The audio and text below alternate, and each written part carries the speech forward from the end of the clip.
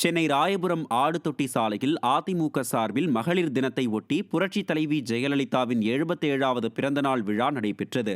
இதில் சிறப்பு அழைப்பாளராக முன்னாள் அமைச்சரும் வடசென்னை தெற்கு கிழக்கு மாவட்ட செயலாளருமான டி. ஜெயக்குமார், கழக அமைப்புச் செயலாளர் ராயபுரம் மனோ கலந்து கொண்டு சிறப்புரையாற்றி பொதுமக்களுக்கு நலத்திட்ட உதவிகளை வழங்கினர்.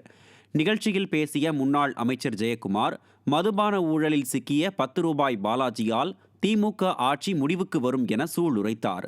பகுதி மகளிரணி செயலாளர் ஜெயக்குமாரி தலைமையிலும் பகுதி செயலாளர்கள் ஏ.டி. அரசு, மகேஷ், முகுந்தன், கோபால், எம்பி பரமகுரு முன்னிலையிலும் நடைபெற்ற நிகழ்ச்சியில் கழக நிர்வாகிகள் பலரும் கலந்து கொண்டனர். டாஸ்மாக்ல ரேட் வச்சாங்க இல்லையா, 1000 ரூபாய் 10 ரூபாய் பாலாஜி.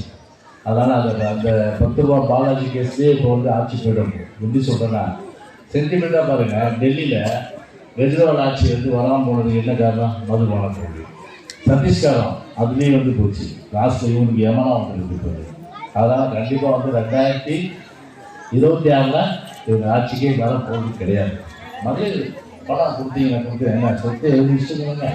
1000 ரூபா கொடுத்துட்டு 1000 ரூபா கொடுத்தது எவ்வளோ வசூல் பண்ணீங்க? மகளிருக்கு இருந்து ஒரு வீட்டுக்கு மட்டும் 15,000 20,000 ரூபா வசூல் பண்ணீங்க. கரண்ட் பில் ஏற்றிருக்கீங்க. எத்தனை தடவை ஏற்றுறீங்க? கரண்ட் பில்ல 3 முறை ஏற்றிருக்கீங்க. 3 முறை ஏற்றிருக்கீங்க.